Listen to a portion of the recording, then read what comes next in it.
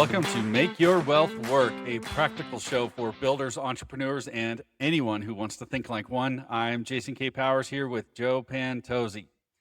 You know, Benjamin Franklin once said, "You may delay, but time will not." So today we're going to be talking about the real cost of waiting and how to keep your dollars working while life happens.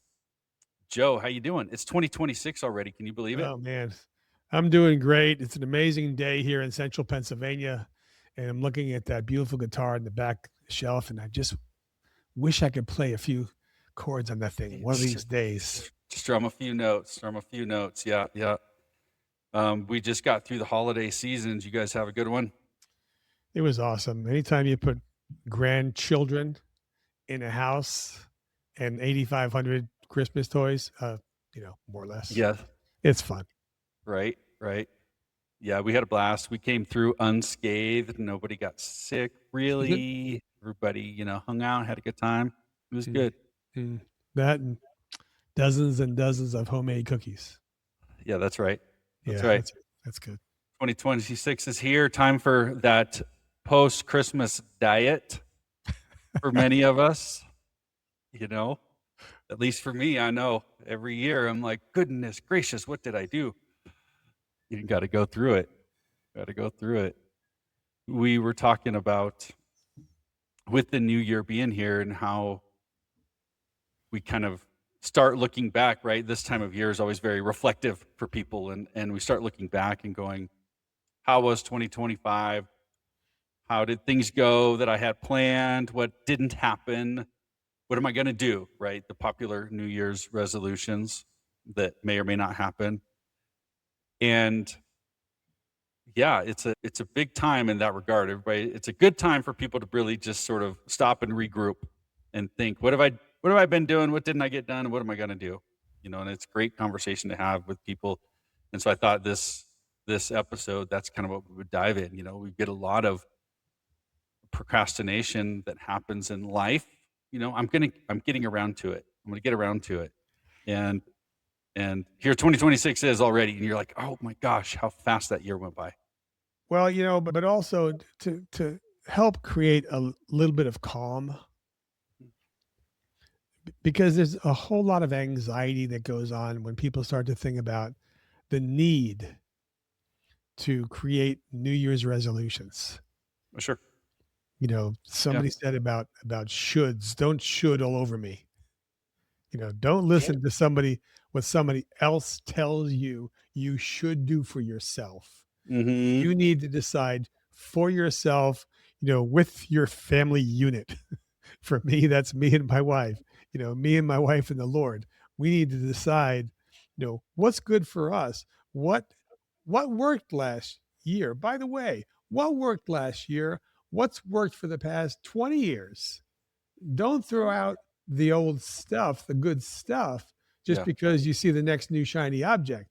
Yeah. And really don't strain yourself trying to come up with 50 different New Year's resolutions that you're going to break. That you're going to break in the first week.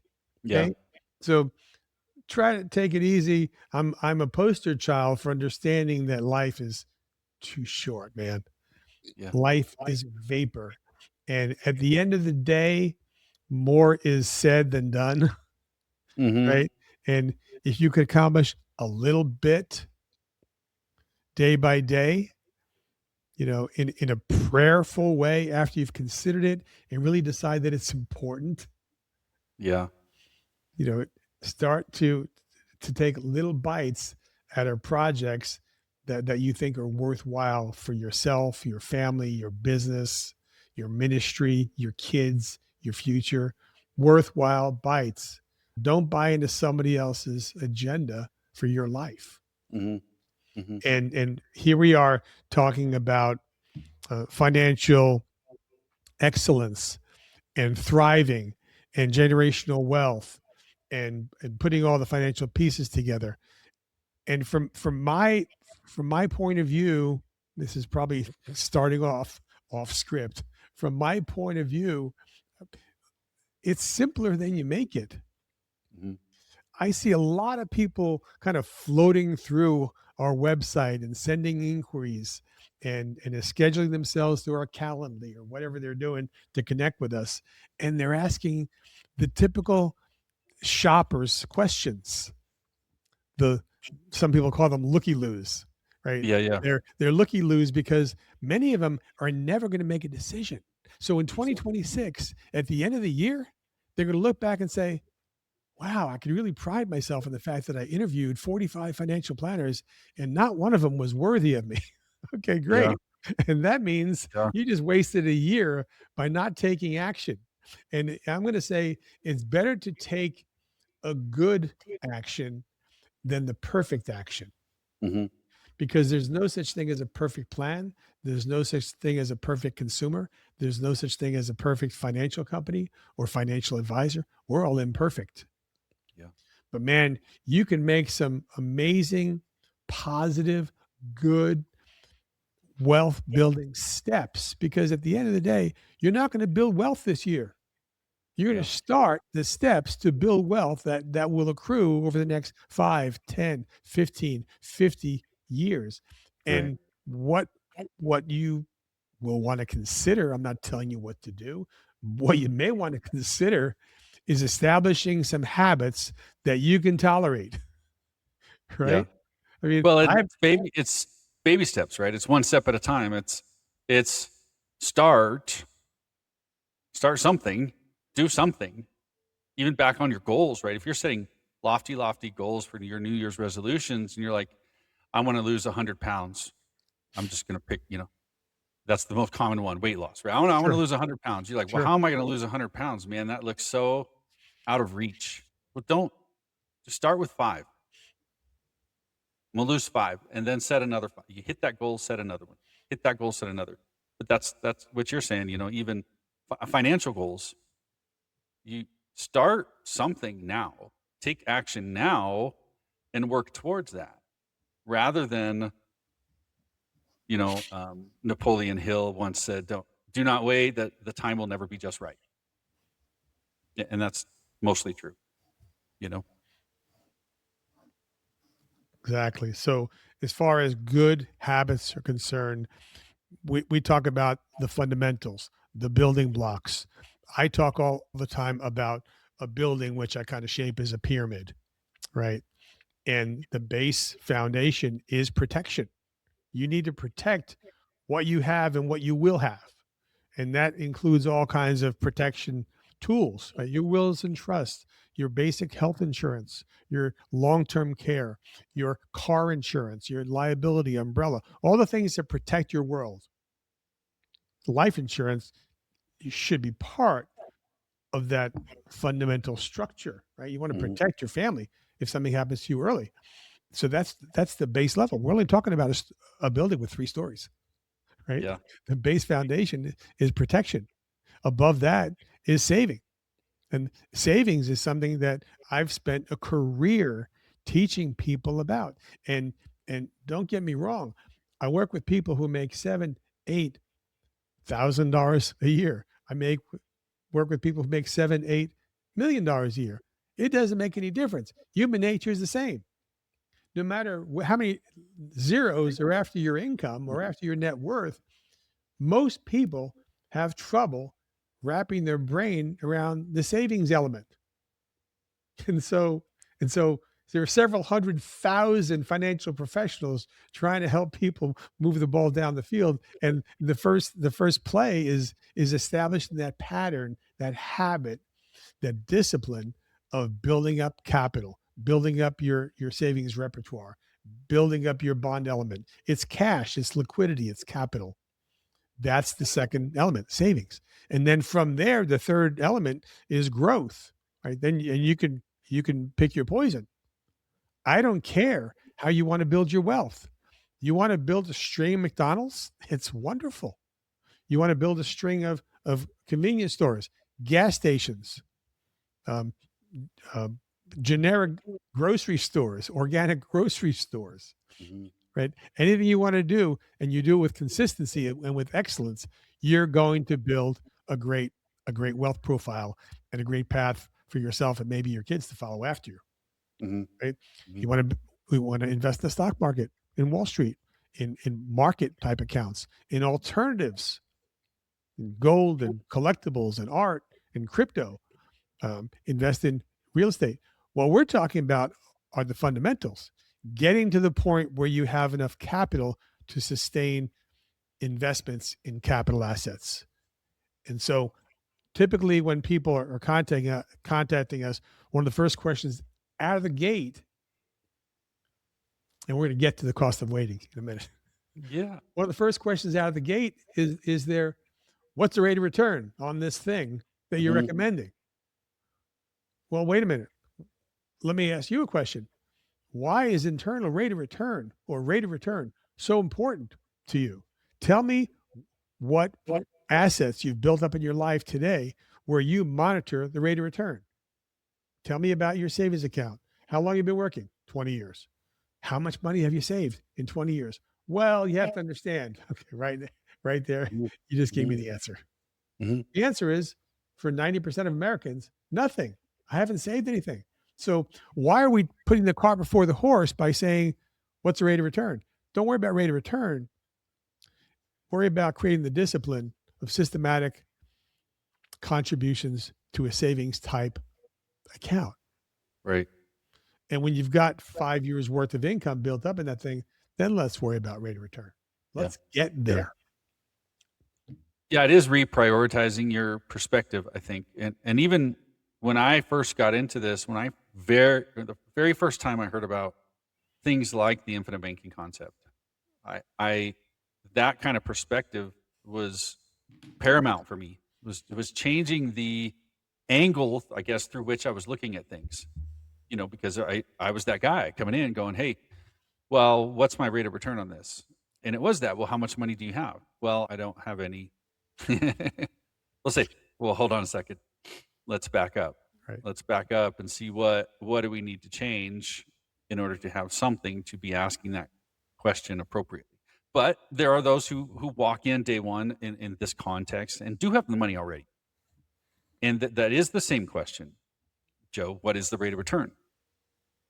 And I think there's validity to that given the nature through which we're generally taught to produce cash flow aside from labor, right? Work for income.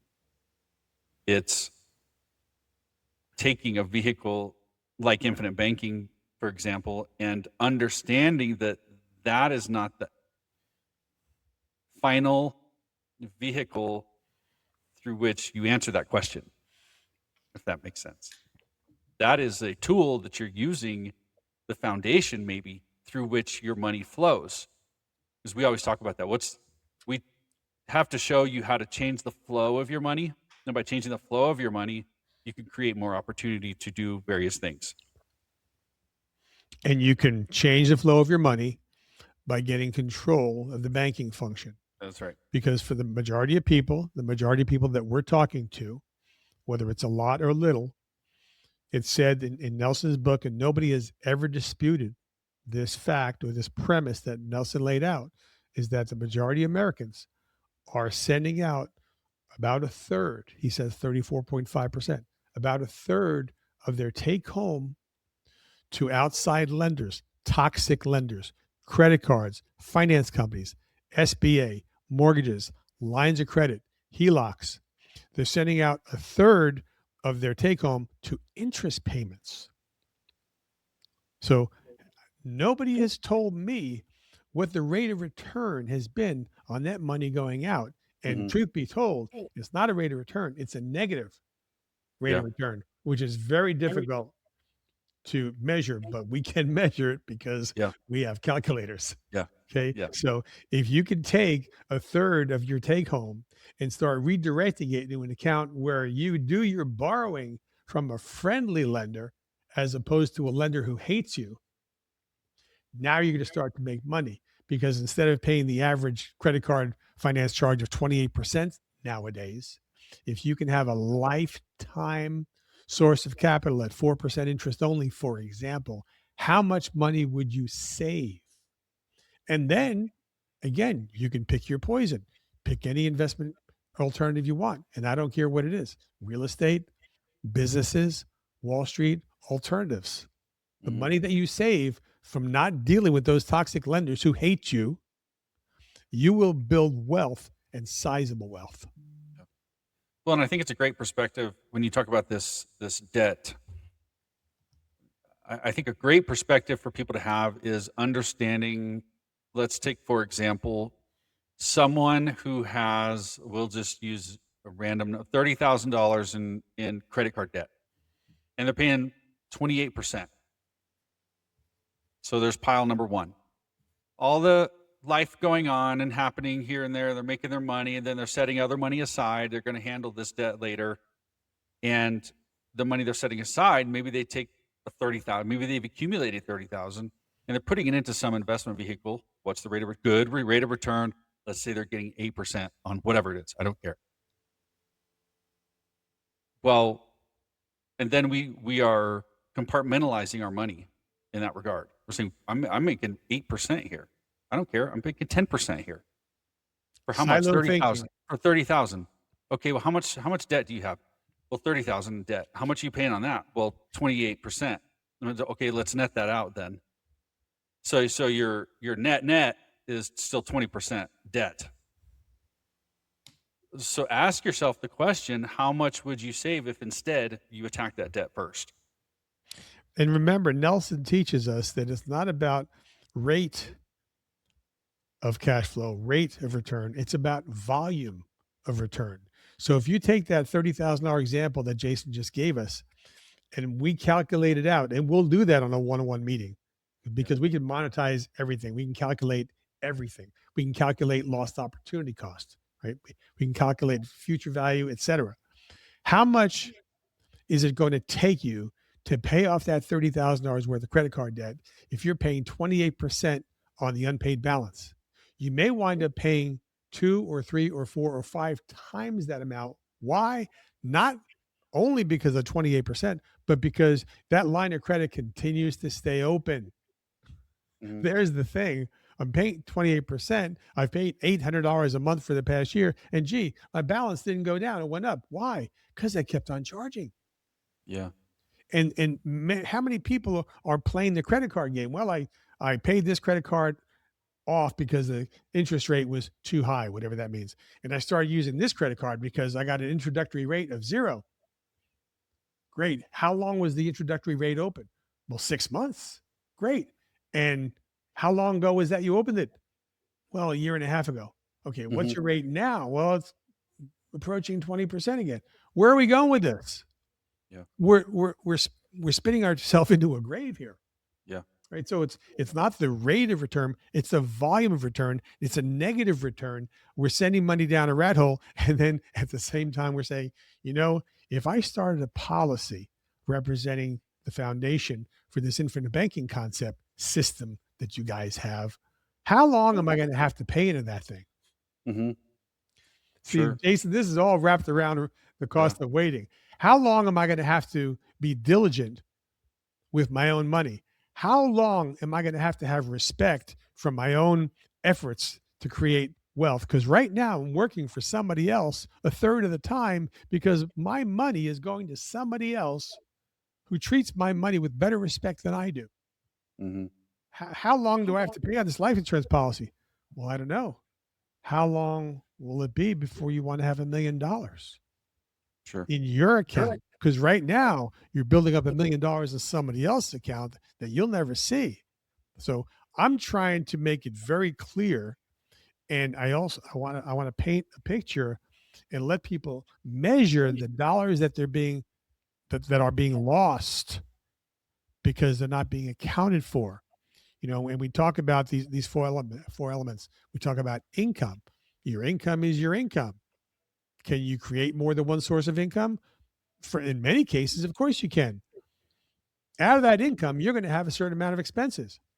We learn in Nelson's book of this terrible evil called Parkinson's law. Oh, yeah. And once I start earning more and more money, I start to look for more and more places to spend it. So as my income increases, so do my expenses. And my expenses really detract and hurt my net income, and that diminishes my ability to send income to create assets. And I'm only going to create wealth by creating assets. When are we going to get ahead of this curve? By having all of our expenses take over our income. If we never get past that obstacle, we'll never get to the point where we build up assets. We Hmm. have to build up assets so that we can produce what? More income. And if we have our assets, new assets, creating wealth, producing greater income, hopefully passive income that we don't have to work for. Some people call it mailbox money. Right. Then we can use our income from our new assets to pay for our liabilities instead of our income having to pay for our liabilities. You want a new car? Build up a real estate portfolio that produces net profit from rents to you, and then go buy the car. You figure out whether you want to lease it, own it, purchase it on installments, buy it through your family bank. Let's worry about that a little bit later. Let's Hmm. start building the system and understanding the elements of building the system. Yeah. Yeah. There's a perspective amongst most of us, I think, is just in part human nature. It's overcoming that thing like Parkinson's law, which we actually talk about if you go back for the listener a couple of episodes. And that can be viewed from this I'm going to wait perspective. I'm going to wait until ... Eventually, I will get around to it. I've been meaning to. I'm gonna . I have this conversation almost weekly with people. I've been meaning to, whatever it is, in all situations. Matter of fact, I love this. I keep it here on my desk. When I was about 21 years old, I'm sitting at lunch with my uncle, who was in the financial world, and I'm having a conversation with him, and my father had passed away a couple years before, so he was kind of my go-to guy for these kinds of conversations. But we were talking about what I was going to do with my life. In short, that's what he was asking. What are you going to do with your like? And I'm 21, and I was not really moving forward well, let's say, into adulthood. And I kept saying, well, I'm going to do this, but I'm going to get around to it. I'm going to get around to it. Da da da. And I must have said get around to it 5, 6, 7 times in that short conversation. And I kid you not, he reached into his pocket and he flipped this thing across the table at me. And I can remember this like yesterday. And he flipped this thing across the table, it looked like a coin. Now, if depending on how old you are, it's called a wooden nickel. A wooden nickel. And I picked it up and I have it to this day sitting on my desk as a reminder. And it has the word tuit in the middle, Tuit. Yep. And it's got a circle around it for the Yep. listeners. If you can't see the video I'm showing you, and it says, it's got a circle around the word tuit, and it's a round tuit. And he flicked this thing across the table at me. I didn't know what it was. I picked it up and I'm looking at it for a second. He says, now you got one. Now shut up. There you go. And, There you go. and he was very just, now you've got around to it. So let's get to it. And that was the point with which I realized how much I'm like, eventually I'll do it. I need to do that. I'll do it. Delays have dangerous ends, as they say. For sure. For sure. And Speaking of wooden little reminders, when I got into the insurance business, when you folks listening and watching were not born yet, 50 years ago, somebody gave me a little wedge of wood with a little metal plate on it, and it said it wasn't raining when Noah built the ark. mhm, Now, yeah, you might think that's a little bit funny and you might think that's a little bit corny, but my wife reminded me last evening, why in the world would people listen to him when he was building this ark and they had never heard of rain, had never seen rain before? Now, see, we have a greater advantage than that because we know what the end result's going to be if we don't start saving like crazy people. Yeah. Right. Right?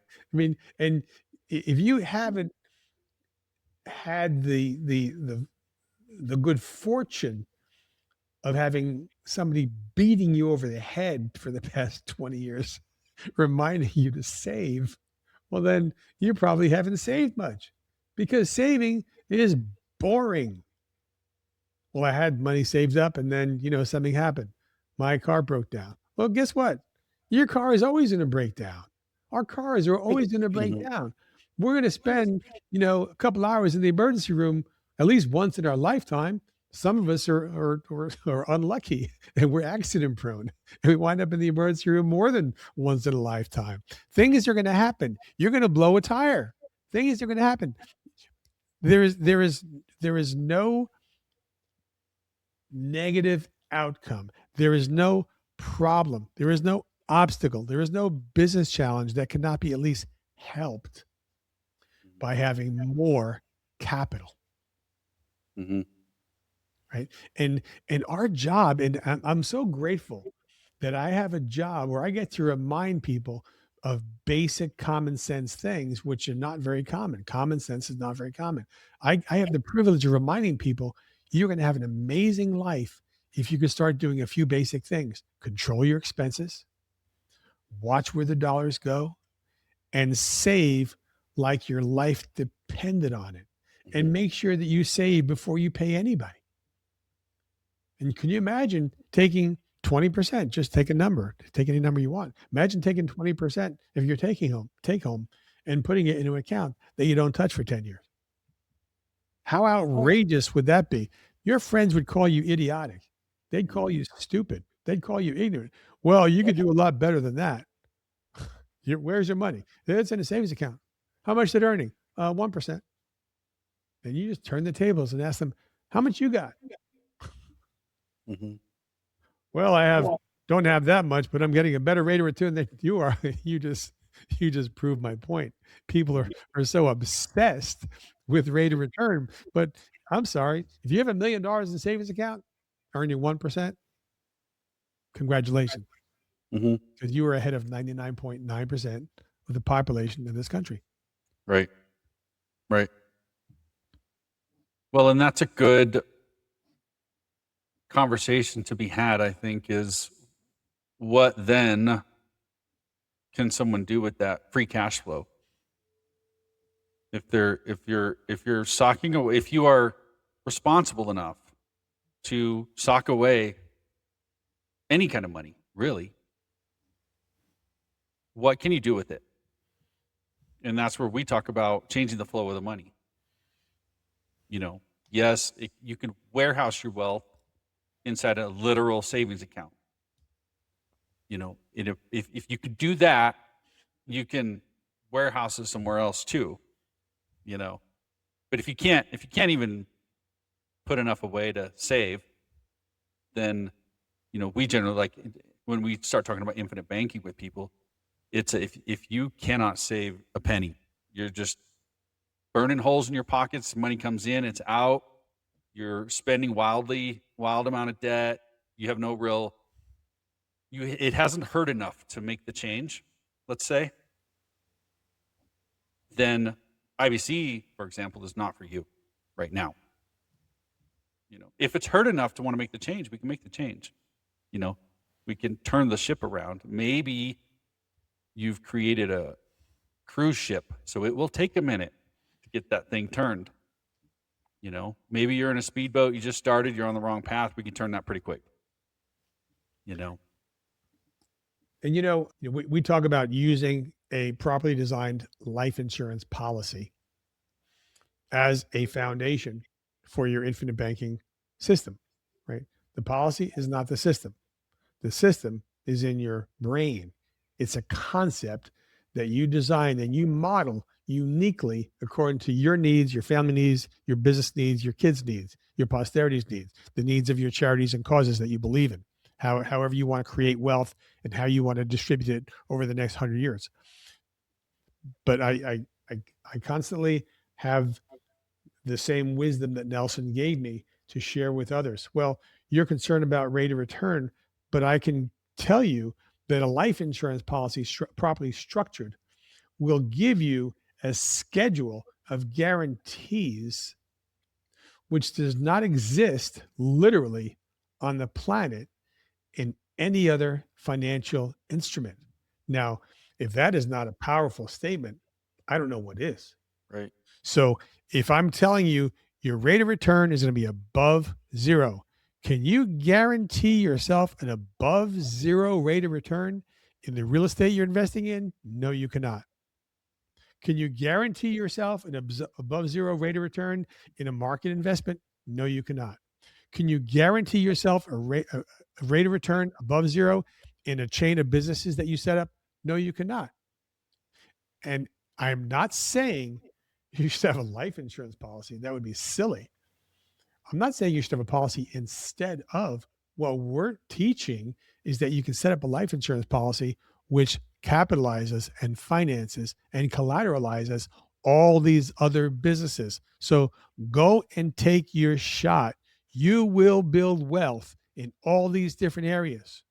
And dollar for dollar, that's where your wonderful, outrageous growth will happen if you're consistent and diligent and you mind the store.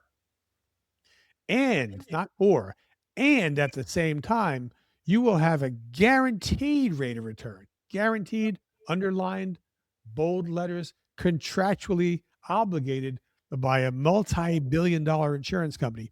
You'll have an above zero rate of return over your lifetime.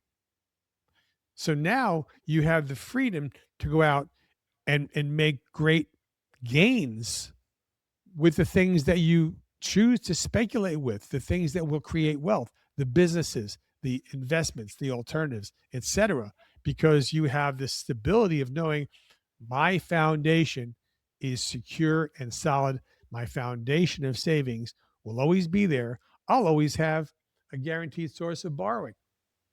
Who can say that if they're not using a life insurance policy? Your SBA loan is going to fluctuate over time. Your line of credit with the bank is going to fluctuate over time. Your HELOC is going to fluctuate over time. Gee, as you continue to build up capital, you'll have an increasing pool of capital that you could borrow against at current rates for new contract, 4% interest only for the rest of your life.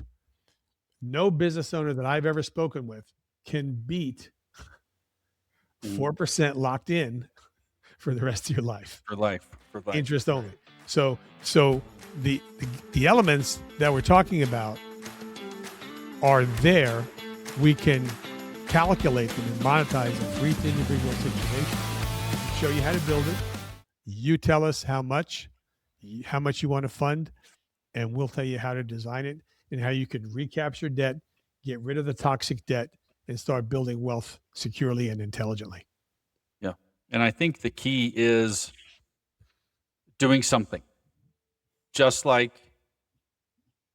to set your resolutions every year is one thing.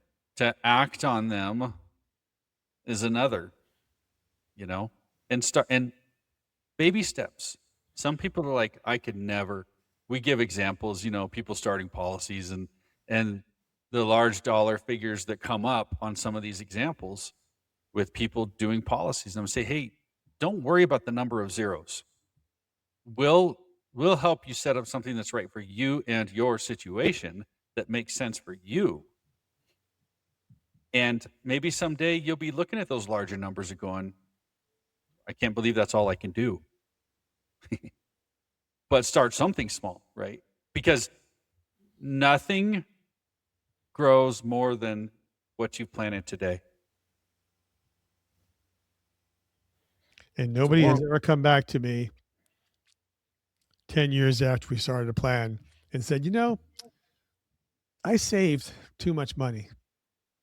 Right. I didn't need to save this much money. Yeah. Speaking about the cost of waiting, you wait 5 years, you lost 20% of the value of any capital account because of inflation. Yeah.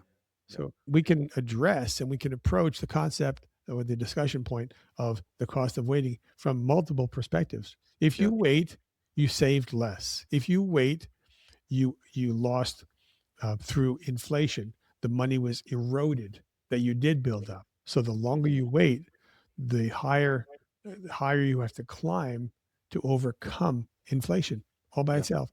And the longer you wait, the smaller capital account you're going to have at the end of a given period. Yeah.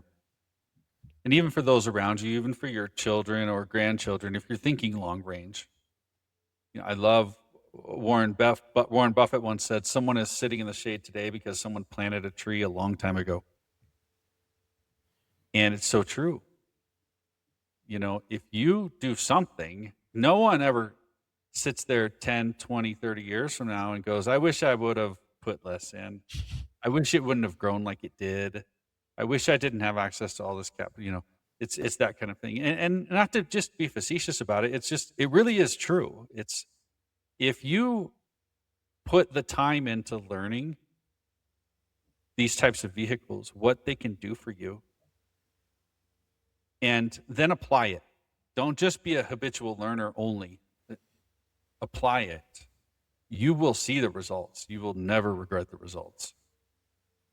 And I guarantee that. I want to take a second and talk about the other sides of the cost of waiting. We've been talking about just the money side a little bit, and other costs of waiting that people don't like to talk about, but I think need to be mentioned because it's life 101 is what else changes. If I'm waiting, I'm going to start, for example, a policy next year or 2 years or 5 years. And then, God forbid, I wake up tomorrow and have a heart attack. And all of a sudden, my options have just been sliced in half or less, eliminated, you know, and people don't like to talk about it, but it's life. We see it, Joe, you and I see it regularly, how life changes overnight for people, and all of a sudden their options have been eliminated. But those who have been able to act on it now, at least, and we have strategies to do this, lock something in that's cheaper for now, and then we could expand it later. But then you've got options. But Sure. there's those kinds of costs of waiting, or worse than that, death. Life gets cut short. We see it every day. You could turn on the news and see it in less than 5 minutes. Life gets cut short, and it's just a fact of life because we don't know how long we're going to live. And so plan for today, plan for tomorrow, hope for the best, if you will. But life happens. So there is that kind of cost in waiting as well. I think that has to be considered in everything you do.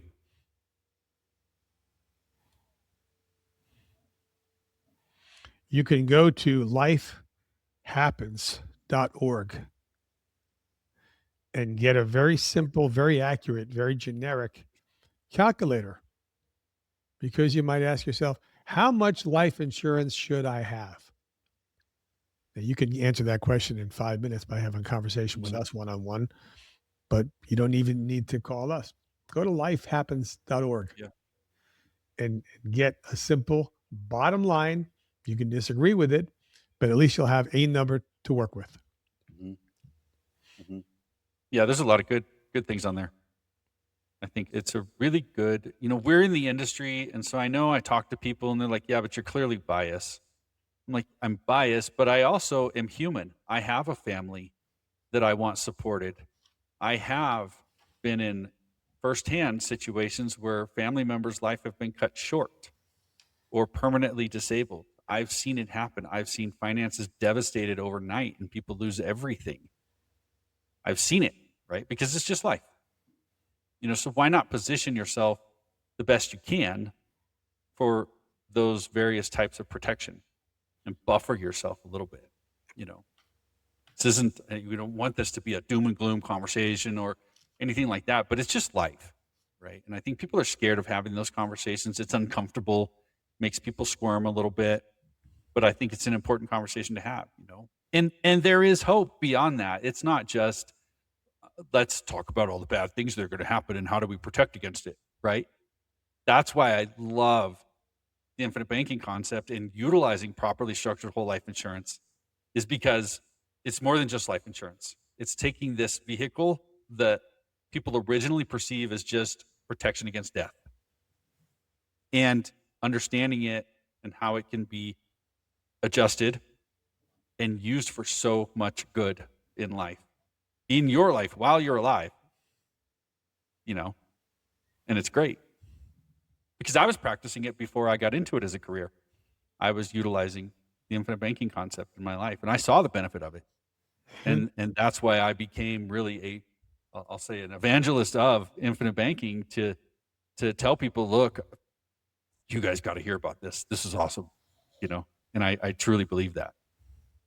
Mhm. So I encourage you listeners, as we dive into 2026, if you are thinking about planting that tree, reach out to us, alphaomegawealth.com/podcast. Schedule a call with Joe or myself or both of us.